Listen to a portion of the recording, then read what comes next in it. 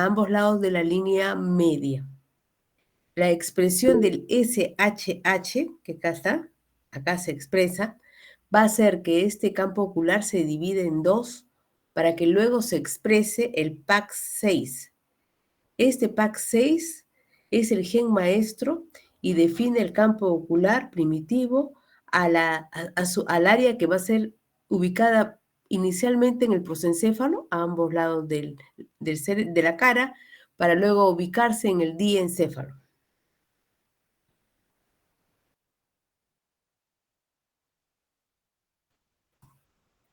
El desarrollo del ojo. El desarrollo del ojo inicia en el día 22, cuando aparecen los surcos ópticos. ¿Qué origen tienen estos surcos ópticos? Tienen 4 orígenes. Uno, del neuroectodermo del prosencéfalo, donde van a derivar algunas estructuras, sobre todo las que tienen el campo ocular en sí mismo, como es la retina y el nervio óptico. El ectodermo superficial, que va a dar origen tanto desde los párpados hasta el cristalino, ¿no? Parte de la córnea. El mesodermo situado entre el neuroectodermo del prosencéfalo y el ectodermo superficial, y las células de la cresta neural. ¿Cuáles son los derivados del neuroectodermo? Los derivados del neuroectodermo van a ser la retina, el nervio óptico y las capas posteriores del iris. Vamos ahora sí a iniciar el desarrollo ocular. Entonces, estamos hacia el día 22, cuando todavía no se ha cerrado el tubo neural, a partir de este surco óptico. El surco óptico se ubica en los pliegues neurales, 4 días antes de que se cierren. Al cierre de los pliegues neurales, estos surcos ópticos se evaginan y forman las vesículas ópticas. Se evaginan, acá las tenemos ya evaginadas, para formar la vesícula óptica. Esta vesícula óptica formada se va a proyectar hacia el ectodermo de superficie, porque se acuerdan que el origen del ojo va a ser ectodermo superficial, neuroectodermo, mesénquima, que está entre la vesícula óptica y el ectodermo superficial. El mesénquima tiene 2 orígenes, mesodermal y de la cresta neural. Esa es la parte proximal de la vesícula óptica. La parte distal de la vesícula óptica va a dar origen al tallo óptico. Al tallo óptico. Los extremos distales de la vesícula óptica se expanden y van a conectarte con el cerebro anterior. Esto, a este nivel, la parte posterior de la vesícula se empieza a contraer. Y es así que se va a iniciar el desarrollo del tallo óptico. A medida que crecen las vesículas ópticas, ¿no?, sus extremos distales se expanden y sus conexiones con el prosencéfalo se estrechan para dar inicio a la formación del pedículo óptico. Vamos a ver acá cómo esta vesícula óptica ya empieza, ya de lo que se estaba imaginando, empieza a evaginarse, o sea, a introducirse hacia adentro para formar la cúpula. Y acá vemos que al día 28 más o menos, esta vesícula óptica va a expresar una proteína. Esta misma vesícula óptica expresa una proteína morfogénica ósea, la BP4 y la BMP7. Y es esta proteína morfogénica la que va a inducir al ectodermo superficial adyacente a la vesícula óptica a engrosarse y formar la placoda del cristalino. Y acá ya se formó, se desprendió el cristalino. La placoda del cristalino se invagina una vez que se engrosa el ectodermo superficial, se forma la placoda, se invagina hasta separarse del ectodermo superficial y quedar incluida dentro de la cúpula óptica. Porque empezó, ¿se acuerdan?, a evaginarse la vesícula, y va a tomar en este momento una forma de copa. A la 5ª semana ya está formada la vesícula del cristalino. Mientras la vesícula del cristalino se va desarrollando, las vesículas ópticas se terminan de invaginar para formar la cúpula óptica. Esta cúpula óptica queda formada con dos capas. Una capa que queda conectada con la pared del cerebro, ¿no? Que está todavía en desarrollo a través de los tallos ópticos.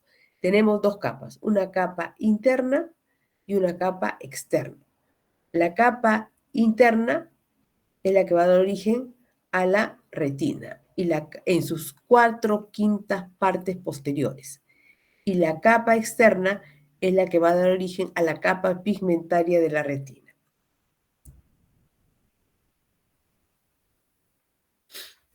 La cúpula óptica, que ahora sí tiene una forma de copa, acá la vemos, todo esto.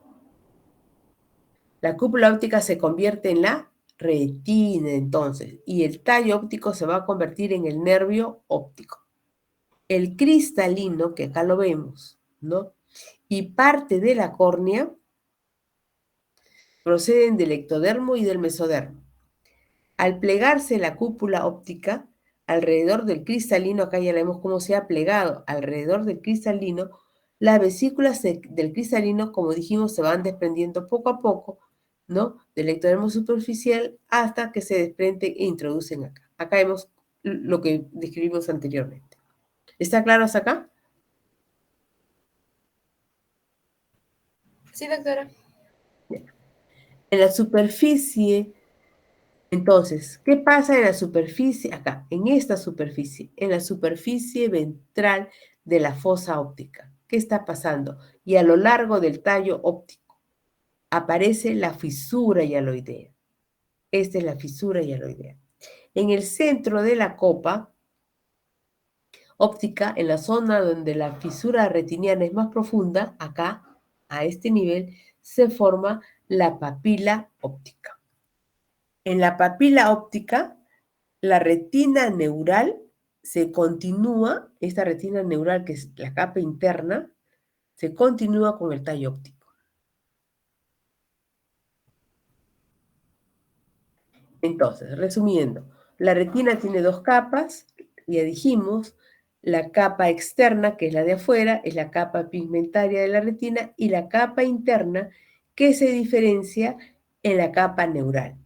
Esta capa neural va a tener la capa de conos y bastones. Es en esta capa de conos y bastones la que nos va a permitir ver. Y también se encuentran acá ubicadas los axones de las células ganglionares de la retina. Acá se encuentran los cuerpos y los núcleos y los tallos y las fibras van a ir a través de la fisura óptica, que todavía es fisura porque no se ha cerrado, del tallo óptico, para originar el nervio óptico. Si nosotros hacemos un corte transversal del tallo óptico a este nivel, vamos a ver que está constituida por las dos capas, la capa interna y la capa externa del tallo óptico, y en medio vamos a ver que encontramos dos vasos, los denominados en este momento vasos hialoideos, la arteria hialoidea y la vena hialoidea. Esta arteria y vena hialoidea se forman del mesénquima que conforma este tejido. La mielinización. ¿Cómo se produce la mielinización de las fibras nerviosas? La mielinización de las fibras nerviosas inicia al final, como sabemos, del desarrollo fetal y durante la vida postnatal. Las fisuras hialoideas contienen mesénquima vascular, como hemos dicho, y a este nivel que se desarrolla de este mesénquima, los vasos hialoideos. Estos vasos hialoideos, que son la arteria hialoidea y la vena hialoidea. La arteria hialoidea es una rama de la arteria oftálmica que irriga la capa interna de la cúpula óptica, las vesículas del cristalino y el mesénquima de la cavidad óptica. La vena hialoidea devuelve la sangre procedente de estas estructuras, de la cúpula, de la vesícula del cristalino y de la cavidad óptica. Al fusionarse, al unirse ¿no? Los bordes de las fisuras yaloideas, los vasos yaloideas, quedan rodeados por el nervio óptico, como lo vimos en el corte transversal. Las partes distales de los vasos yaloideos que van a irrigar al cristalino y la capa interna de la retina neural va a perderse, va a desaparecer por apoptosis, o sea, por una muerte celular programada. Pero van a persistir las proximales.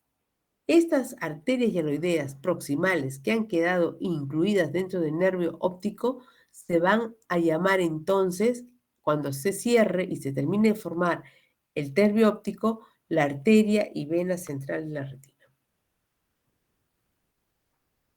Entonces, la retina, volvemos a repetir, se desarrolla acá vemos la parte más anterior de la retina. La retina se forma de los 4/5 posteriores de la cúpula óptica. Acá vemos la capa pigmentaria de la retina y la capa neural de la retina. Y acá vemos el espacio intrarretiniano que está separando la capa pigmentaria de la retina neural.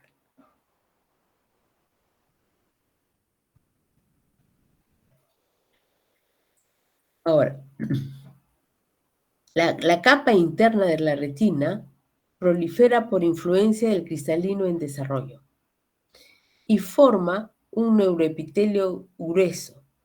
Las células de esta capa se diferencian hacia la retina neural, como ya hemos dicho, volvemos a repetir.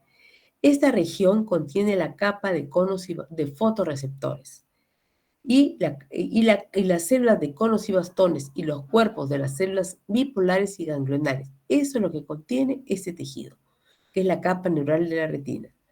Fotorreceptores, células de conos y bastones y los cuerpos de las células bipolares y ganglionares. Los axones de la capa superficial de estas células que se ubican en la capa neural de la retina se van en dirección proximal a la pared del tallo óptico y de ahí hacia el cerebro.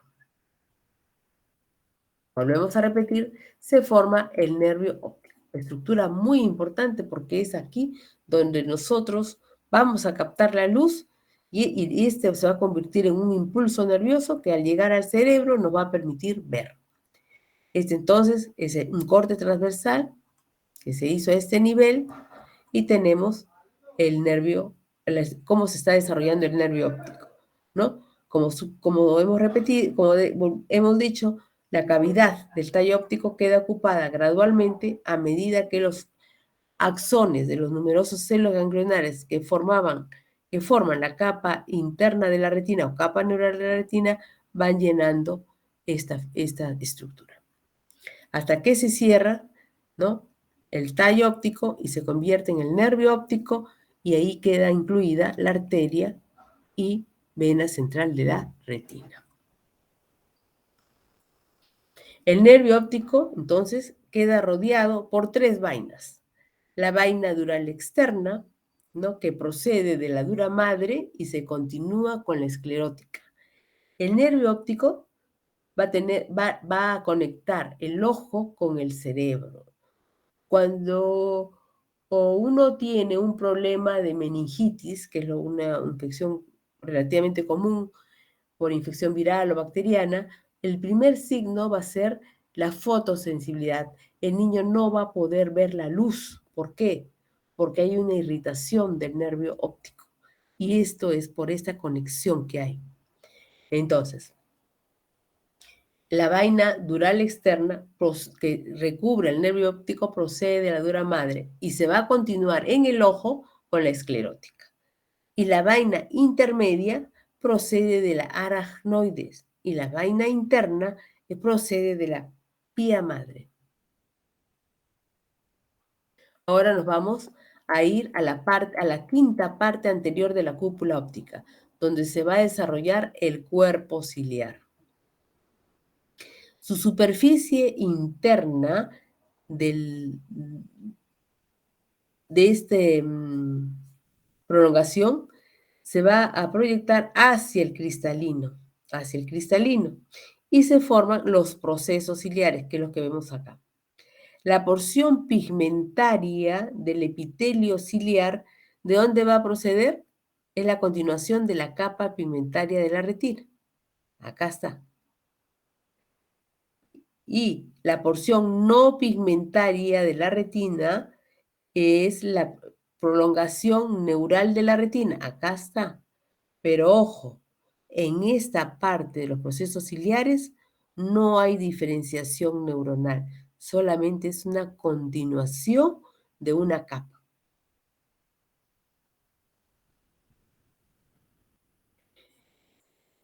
En el cuerpo ciliar, en el mesénquima, o sea, en la parte externa en que rodea al cuerpo ciliar, que ya está desarrollándose y diferenciándose en cuerpo ciliar, se desarrolla el mesénquima. Este desarrollo de la mesénquima se va a localizar en el borde de la copa óptica. ¿Cuál va a ser la función? Y acá lo vemos, ¿no? A los músculos ciliares. ¿Cuál va a ser la función de estos músculos ciliares? La función de estos músculos ciliares va a ser de enfocar el cristalino. Va a ser la que corta y la que nos permite enfocar. Cuando uno va avanzando en edad, va perdiendo la visión para ver de cerca, ¿no? Esto es porque el músculo ciliar va perdiendo función. Por eso es que el cristalino no va a permitir acomodarse, enfocar bien al cristalino. El iris. El iris se forma de la parte anterior de la cúpula óptica. Es esta, la parte más anterior de la cúpula óptica. Viene después de los procesos ciliares. Entonces, retina, procesos ciliares y iris. ¿Ya? Este iris crece hacia adentro y cubre en forma parcial al cristalino. El estroma del iris, ¿no? Está constituido por estructura de tejido conectivo y este tejido conjuntivo, deriva de la cresta neural. Los músculos dilatador y esfínter de la pupila derivan del neuroectodermo de la copa óptica. Este esfínter, este músculo dilatador y dilatador y constrictor de la pupila es lo que va a permitirnos eh, eh, acomodar la entrada o controlar la entrada de la luz hacia el ojo. Por ejemplo, cuando uno entra al cine, ¿no? De un sitio con luz a un sitio con oscuridad, uno no ve. Pero luego, unos segundos después, el ojo se empieza a acomodar y empezamos a ver. El iris el color del iris está dado por la cantidad y tipo de melanina que contiene. El iris tiene melanocitos y eso generalmente si se van a distribuir en todo el estroma, pero eso está regulado, el color del iris está regulado por los genes, por la herencia. Cuando los melanocitos se quedan solamente en la parte posterior del tejido del iris, el color de los ojos va a ser claro. Cuando se distribuye en todo el estroma del iris, el color va a ser oscuro, ¿no? Entonces, ¿cuándo se tiene el color de los ojos del niño? Más o menos cuando tiene 6 meses. Cuando un recién nacido nace, no necesariamente va a tener, puede tener un color plomizo o verdoso, pero eso no va a ser necesariamente su color de ojo. Al contacto de la luz y en la distribución de los melanocitos, es a los 6 meses que nosotros podemos decir con seguridad a las madres o al padre o a los padres, el color de sus ojos va a ser verde, va a ser azul, va a ser pardo, va a ser negro, ¿no? Pero a un recién nacido todavía no se ha definido bien el color de los ojos. Los genes que regulan este color de ojos es el ACL1, el 2, el 3, el SLC2, 4, A4 y el TIR, ¿ya?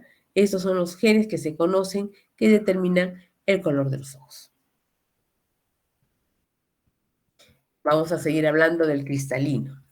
Ya lo tenemos, que se ha desprendido y está ubicado dentro o incorporado dentro de la cúpula óptica. Vamos a hablar de sus estructuras. La pared anterior del cristalino es un epitelio cuboide. Las fibras primarias del cristalino son los núcleos de las células cilíndricas ubicadas en la pared posterior de la vesícula. Estas células se van a alargar y formar las células epiteliales, que son muy transparentes, que crecen y van obliterando de la parte posterior hasta la anterior la luz del cristalino. Las fibras secundarias del cristalino son las células cuboides que se ubican en la zona ecuatorial, y estas son las que van a cubrir las fibras primarias, y es así que se va a quedar conformado el cristalino. Ya está completamente lleno, ¿no? Y de fibras, tanto fibras primarias como fibras secundarias y el epitelio anterior. La cámara anterior, vamos ahora a hablar de la cámara anterior, que está ubicada acá. Son las cámaras acuosas. En las cámaras acuosas son tanto la cámara anterior como la cámara posterior. Tenemos dos cámaras acuosas. En la cámara anterior es un espacio en hendidura, como lo vemos acá, que está ubicado entre el mesénquima localizado entre el cristalino y la córnea. Entre el cristalino y la córnea se ubica la cámara anterior. La cámara posterior es esta, es la que se ubica detrás del iris y delante del cristalino. Cuando se forma la pupila, la cámara anterior y la cámara posterior del ojo se van a comunicar entre sí a través de un seno venoso escleral, que es el canal de Schlemm, que es que va a permitir drenar el tumor acuoso. Cuando este canal de Schlemm no se forma o es parcialmente desarrollado, porque se obstruye, porque no cumple su función plenamente, va a dar origen al glaucoma congénito, porque no hay flujo, no hay flujo adecuado del humor.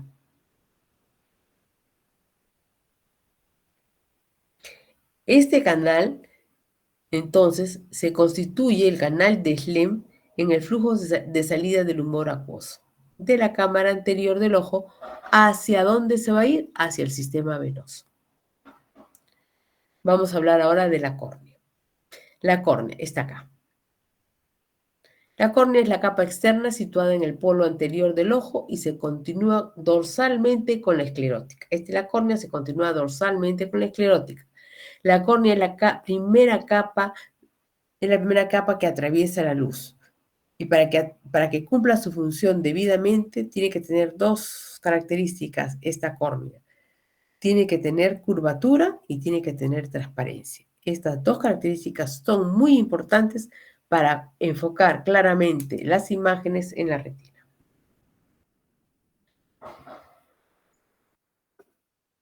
Entonces, la córnea está constituido por el epitelio corneal externo, que deriva del ectodermo de la superficie, y acá lo vemos. El mesénquima de origen mesodérmico, que se continúa con la esclerótica, y las células de la cresta neural. Coroides y esclerótica. El desarrollo de la coroides y esclerótica es del mesénquima que rodea al ojo. Todo este mesénquima que rodeaba al ojo, a la cúpula óptica, se va a convertir, se va a desarrollar en esclerótica, ¿no? Y en coroides. La coroides es una fina capa y es ricamente vascularizada y va a vascularizar a la capa de la retina pigmentaria. Párpados. Los párpados se forman hacia la sexta semana. Acá lo vemos cerrado, ¿no?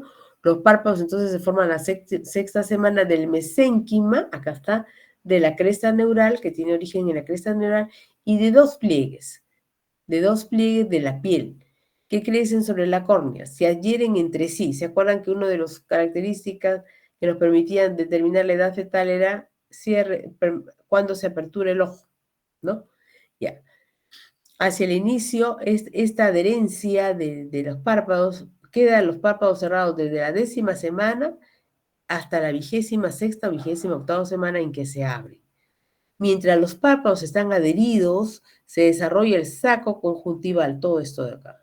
El saco conjuntival, tanto la conjuntiva vulvar, que es la conjuntiva que va a estar pegada al ojito, y la conjuntiva palpebral que está adherida hacia el párpado.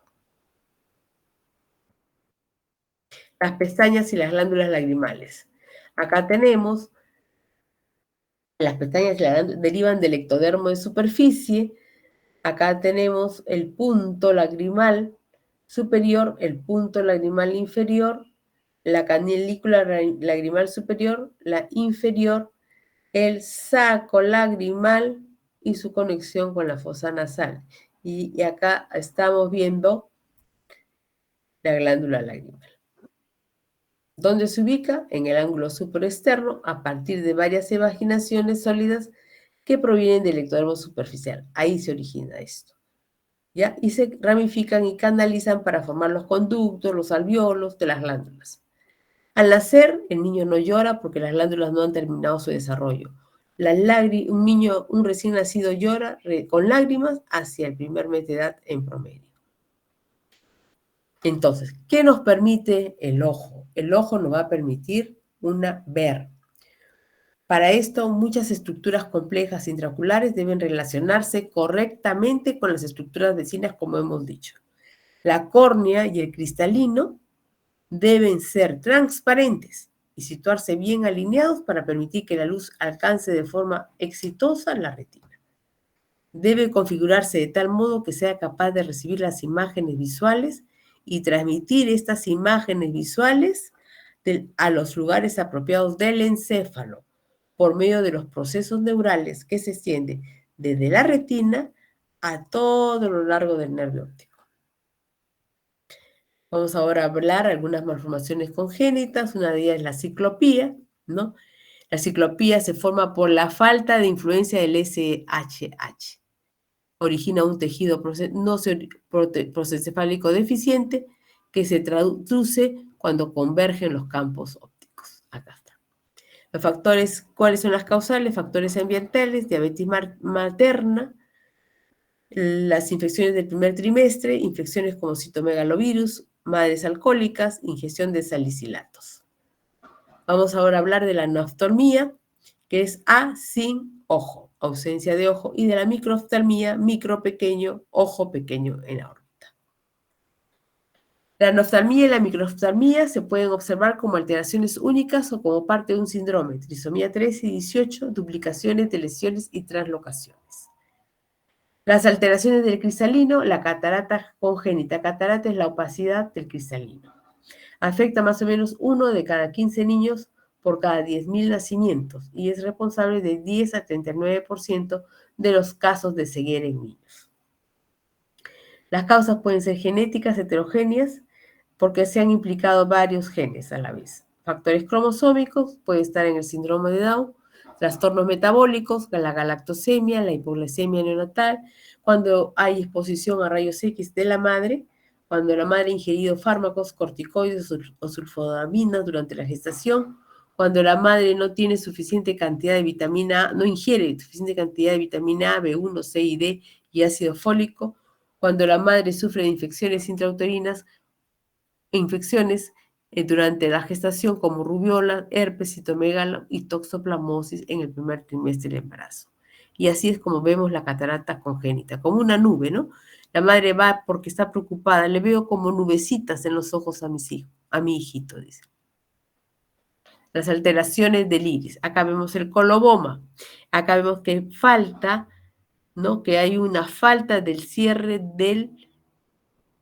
de la fisura hialoidea, que va desde la pupila hasta el borde inferior del iris. Así se ve el coloboma del iris.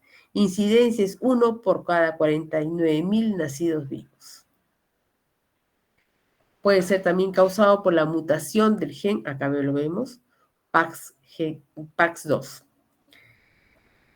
Y acuérdense que cuando hay mutación del gen PAX2, pueden también ver alteraciones renales. Por eso un niño que vemos con coloboma tenemos que descartar alteraciones renales porque puede ser que sea por mutación del PAX2 que se esté dando el coloboma y que lo estamos viendo. Por lo tanto, ese niño tiene que ser sometido también a un descarte de cualquier alteración morfológica renal.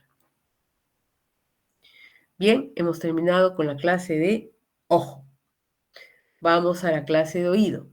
¿Alguna pregunta de ojo? Ya. Oído. Aquí vemos la vesícula óptica. El desarrollo del oído. El oído está formado por tres partes. Acá vemos el oído externo, el oído medio y el oído interno. El oído externo va a estar conformado por el pabellón auricular y el conducto auditivo externo.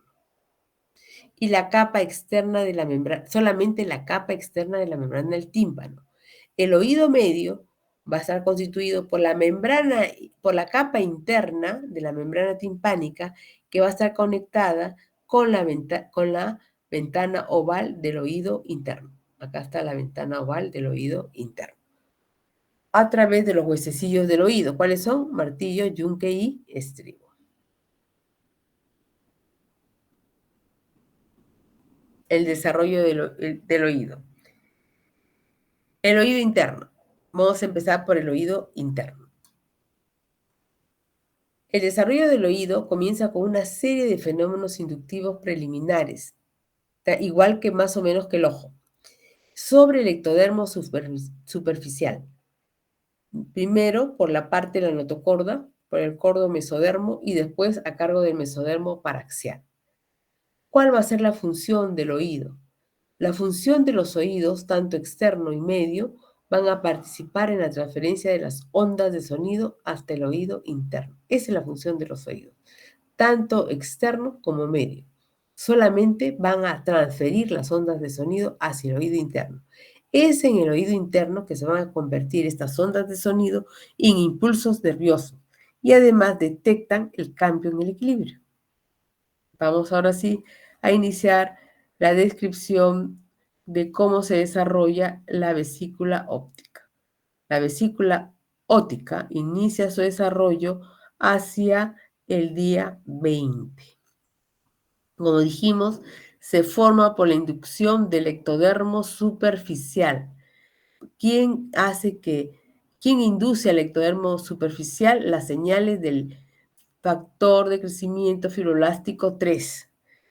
¿De dónde procede esta señal? Del romboencéfalo, que va a estimular el engrosamiento del ectodermo superficial, que va a expresar PAX2, el oído interno, ¿no? Entonces se forma a nivel romboencefálico. Al final de la cuarta, miren, ya, al final de la cuarta semana, esta placoda, porque era una placoda, como lo vimos en la imagen anterior, se invagina bajo la influencia del FGF3, secretado por el romboencéfalo.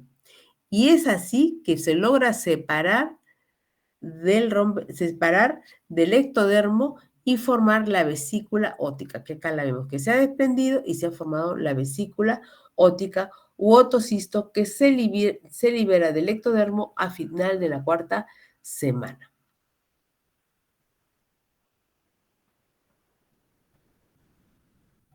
Hay dos regiones en la vesícula óptica. La parte utricular y la parte que es la parte dorsal y la parte sacular, que es la parte ventral. En la parte sacular ventral se va a desarrollar el sáculo y el conducto coclear. Y en la parte utricular, que es la parte dorsal, se van a desarrollar el conducto endolinfático, los utrículos y los conductos semicirculares. El oído interno. Los conductos semicirculares van a estar unidos al utrículo, a los utrículos. En cada uno de los extremos de cada conducto, estos conductos semicirculares, aparecen unas dilataciones que se denominan ampollas, estas. En las ampollas se van a diferenciar áreas receptoras especializadas que se van a denominar las crestas ampulares. Las ámpulas se forman entonces en el utrículo y también se forman en el sáculo. Entonces, ¿dónde se forman en las ámpulas? Al final de cada canal semicircular cuando se une al utrículo, en el utrículo y en el sacro. ¿Y por qué es importante? Porque ahí se van a desarrollar las fibras que nos van a permitir mantener en equilibrio. De la parte sacular crece un divertículo, el conducto coclear, esto. Este divertículo va a dar origen al conducto coclear. Este conducto coclear se va a desarrollar en 2 vueltas y media y va a tomar la forma de caracol. Más o menos a las 8 semanas termina su desarrollo. El conducto de Reuniens o de Hansen se desarrolla poco después y estableciéndose una conexión entre la cóclea y el sacro. Este es el conducto endolinfático.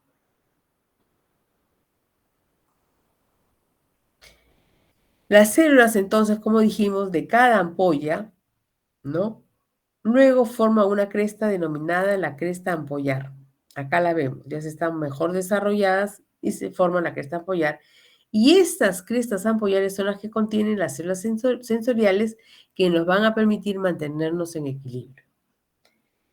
También se desarrollan en el utrículo y en el parte del sacro. En el oído interno. Ahora, estas células que aquí se forman van a dar origen, van a dar origen a la rama vestibular del nervio óptico, del octavo par craneal. El oído interno, en el oído interno también se desarrolla en el órgano de corte, en la cóclea, en el conducto coclear, en aquella estructura que dio 2 vueltas y media. Las células ganglionares del nervio vestibular del octavo par, entonces, se desarrollan a lo largo de las zonas de enrollamiento de la membrana coclear y forman el ganglio espiral. Las prolongaciones van desde el ganglio espiral hasta el órgano de Corti, donde finalizan en las células ciliadas. Hacia la 10ª semana se van a desarrollar las células ciliares sensoriales. Estas células celulares ciliadas sensoriales son para la audición y esas se van a desarrollar en el tejido del conducto coclear que se apoyan sobre la membrana basilar. Entonces, el órgano de Corti, acá tenemos está conformado por las células ciliadas y las que cubren la membrana tectórea.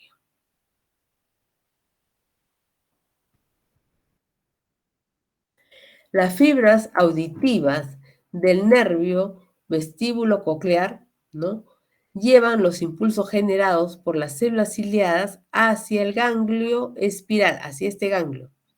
Y desde aquí se va al cerebro, quedando constituido el nervio óptico, rama vestibular y rama auditiva. La rama auditiva se forma entonces en las células ciliadas internas del órgano de Corti.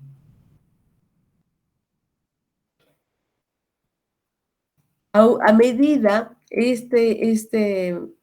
que el laberinto membranoso, ¿no?, aumenta su desarrollo, está rodeado de una capa cartilaginosa. Este otocisto estaba rodeado por una capa cartilaginosa.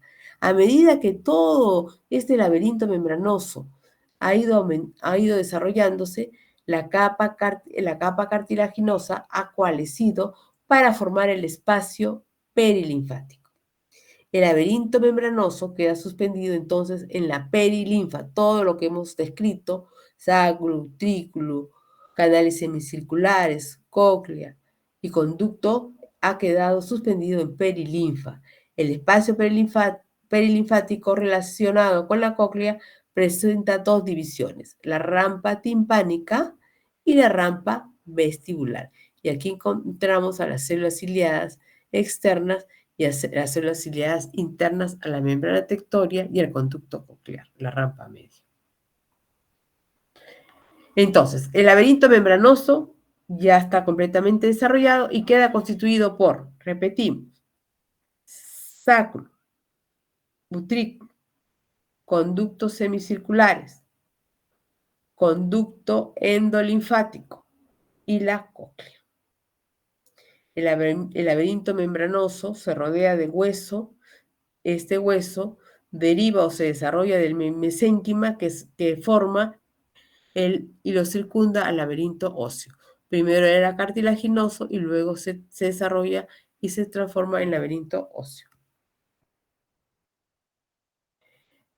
A las 20 a 22 semanas, el oído interno alcanza el tamaño y la forma adulta. 20 a 22 semanas de gestación. El oído interno alcanza el tamaño y la forma adulta. ¿A qué edad se establece la audición? Hacia la semana 26. Por eso es que se hacen ahora estimulación temprana a las madres gestantes a través de sonidos agradables, ¿no? Ruidos agradables. Y la investigación ha permitido que se avance muchísimo porque sabemos ahora que la audición se establece hacia la semana 26. ¿Cuáles son las alteraciones congénitas del oído interno? La hipoacusia, ¿no? ¿Por qué se puede dar la hipoacusia? Por una neuropatía, una transmisión de la información desde la cóclea hacia el cerebro. Los genes son el OTOF, el SLC1, el SLC17, la 8, el OPA1 y los canales de calcio. Y esto no se llega a conectar. No hay conexión desde la cóclea hacia el cerebro. No se llega a conectar y a eso da origen a una hipoacusia. Las alteraciones del oído interno entonces trae como la sordera. Es el trastorno sensorial más común y se estima que afecta 1 de cada 850 nacidos vivos. Las causas son factores ambientales como infecciones, meningitis, fármacos ototóxicos o bajo peso al nacer, factores genéticos responsables de más de la mitad de casos de sordera, y estos se subdividen a su vez. Los sordos pueden ir, un sordo puede ir sordera sola, como una alteración genética que lo presenta un individuo en forma aislada, o puede ir acompañado de otros efectos y pasar a ser parte de un síndrome. Se han identificado 36 genes relacionados con sordera no sindrómica, que se presenta sola, no está asociado a ningún síndrome. Y hay diferentes síndromes que incluyen la sordera, como el síndrome renal coloboma, que presenta sordera neurosensorial asociada a defectos renales y oculares y que es por una alteración, el gen PAX2.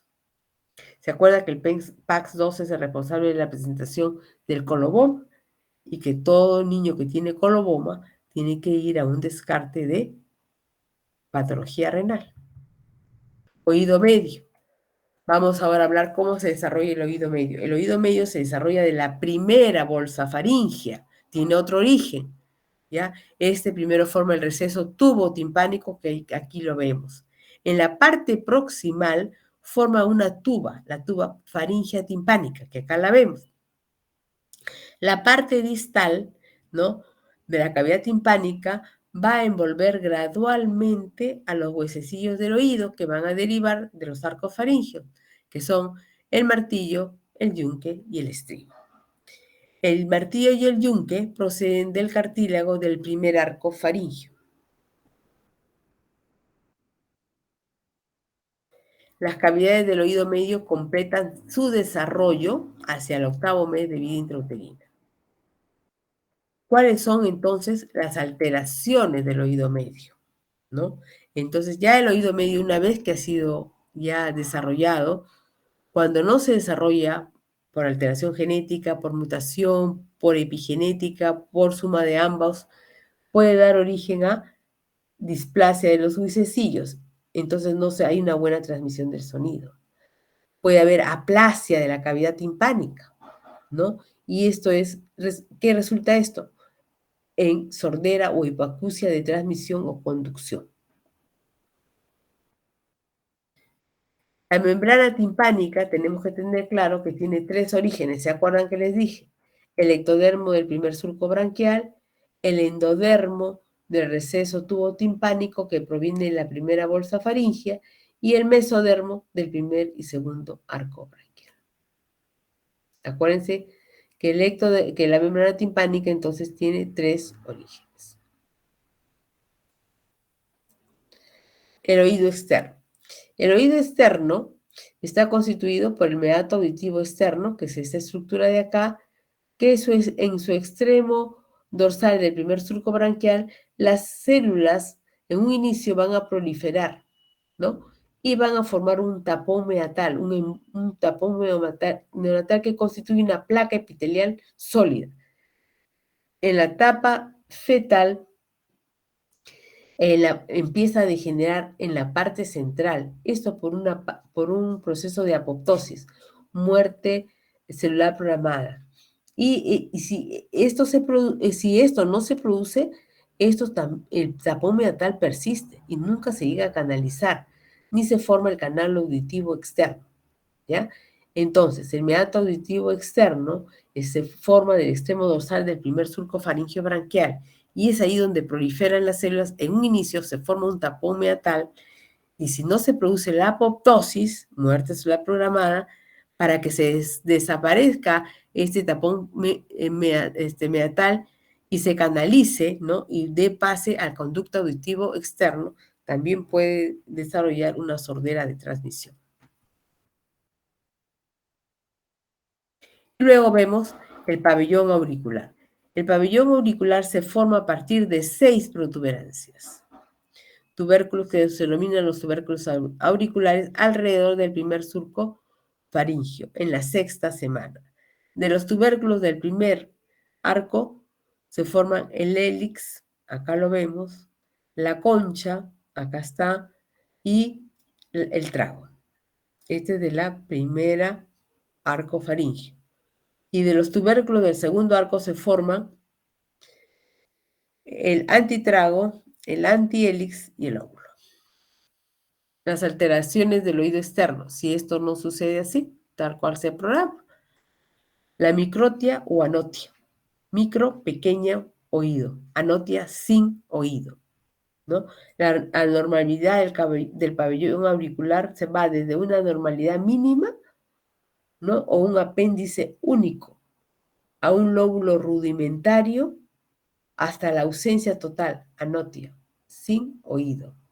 En el caso de la microtia no sindrómica, en 87, que no está unido a síndromes que se presentan en forma aislada, el 80% de individuos es por atresia de los conductos auditivos externos. No se desarrolla el conducto auditivo externo. Las alteraciones del oído externo pueden estar asociadas con síndromes, ¿no? Como el Treacher-Collins, como las trisomías 21 y como la 18. También se suele presentar en la embriopatía diabética. Acá está un Treacher-Collins, ¿no? Y acá vemos que tiene alteraciones del oído externo. No se está visualizando. También puede haber implantación baja del pabellón auricular cuando el borde superior del hélix de acá se encuentra por debajo del ángulo externo de la órbita. Si yo hago una línea imaginaria entre el borde superior del hélix y el ángulo de la órbita, este va a quedar por debajo.